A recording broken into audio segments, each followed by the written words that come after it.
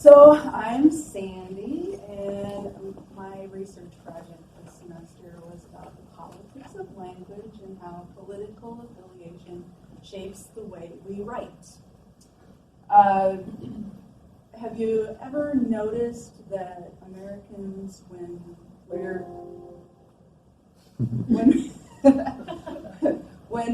we're given a choice, we like to have only two choices, such as our sodas. We like to only have to choose between Coke and Pepsi. With our cell phones, we like to only have to choose between Apple or Android. So I was interested because this is especially true when we're talking about our politics. We like to have Democrats and Republicans. And I was interested because sometimes liberals and Democrats will see things from a different point of view. Liberals may see an incident in this way, that perhaps this child is being a little smarmy in front of the Native American activist. But conservatives may see it as the Native American activist is being confrontational to this boy. So, it'd be interesting to me to find out whether, because liberals and conservatives see things from different points of view, that maybe this would translate into writing and how the media will portray it in articles that they write. So previous research has shown, using the five-factor personality model, that conservatives will test high in conscientiousness, and liberals will test high in openness. Conscientiousness is defined as someone who's well organized, has a need for structure, prefers the status quo, and prefers not to have things change. Openness is described as appreciating new ways of thinking, and it's someone who's amenable to unconventional ideas, even if they test their way of thinking at the moment. So, since conservatives prefer structure, I thought that conservatives would tend to use more nouns when they're writing. A noun is when you're describing somebody. Conservatives may use a noun to describe somebody, such as John is a Jew, whereas liberals would use an adjective, saying John is Jewish, or maybe Jenny is a blonde, or Jenny has blonde hair.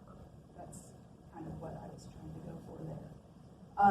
Also, since conservatives tend to prefer the past, like our president wants to make America great again, like it was in the 50s, I'm supposing, that conservatives would use more past tense verbs when writing about articles, political articles.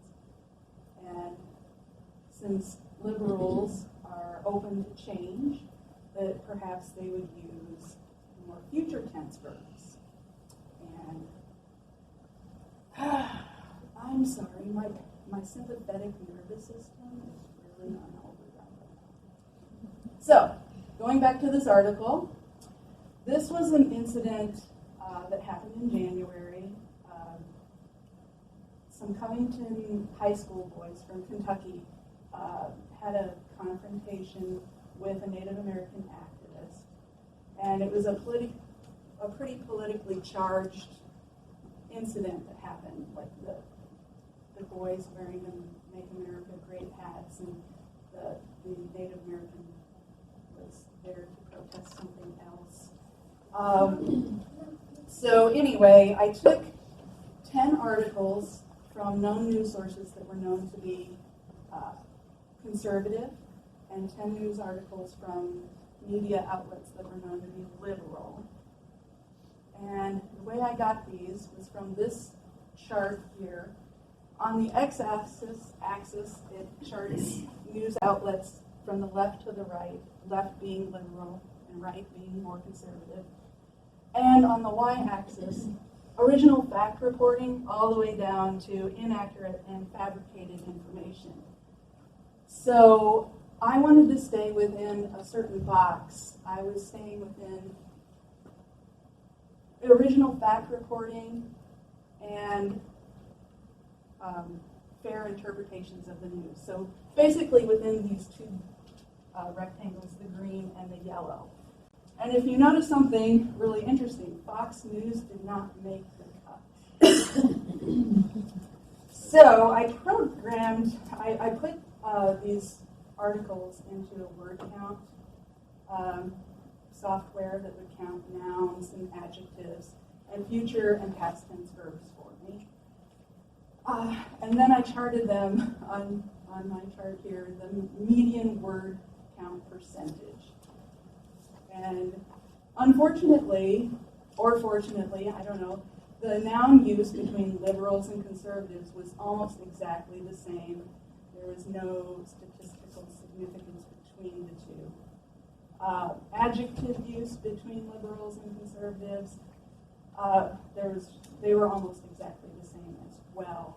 And this, I kind of thought maybe was because I chose more centric news sources, that they weren't outliers, they weren't incredibly conservative or incredibly liberal. So maybe news, writing for a news article, you have more of a formal language that you tend to use. And maybe next time I would want to incorporate blogs or Twitter posts and things like that, because that's more of a conversational language and something that you would use more naturally, I would guess. And this is kind of exciting. Although not statistically significant, there was a trend for conservatives to use more future tense verbs and liberals to use more past tense verbs, which was exactly the opposite of what I was hypothesizing. It was really kind of fun. And I thought maybe this was because conservatives were looking forward to having more time with our current administration, and maybe liberals were reminiscing about a happier time. So we're really using the same language, and maybe we should realize that and reach across the aisle and try to understand each other a little bit better, since we are speaking the same words. So, any questions?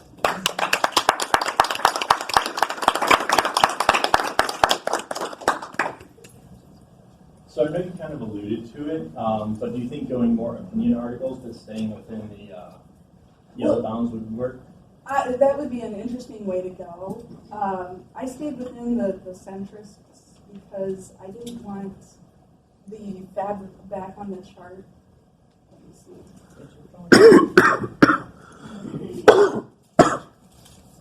Back on the chart here, I didn't want to get anything that was inaccurate or fabricated, and I was trying to stay within factual reporting.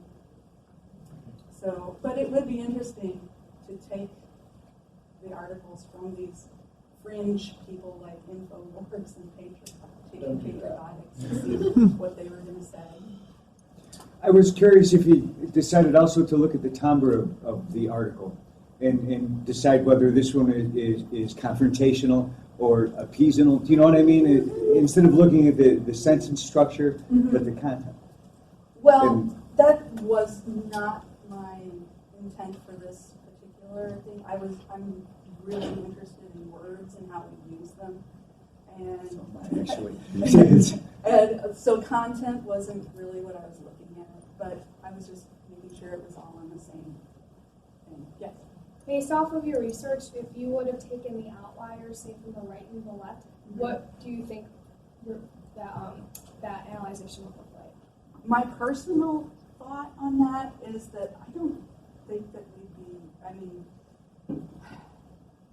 I think it would be equally inflammatory, but maybe the word usage might be different. The content might be a little, I don't know, it might be the same. Yeah, interesting.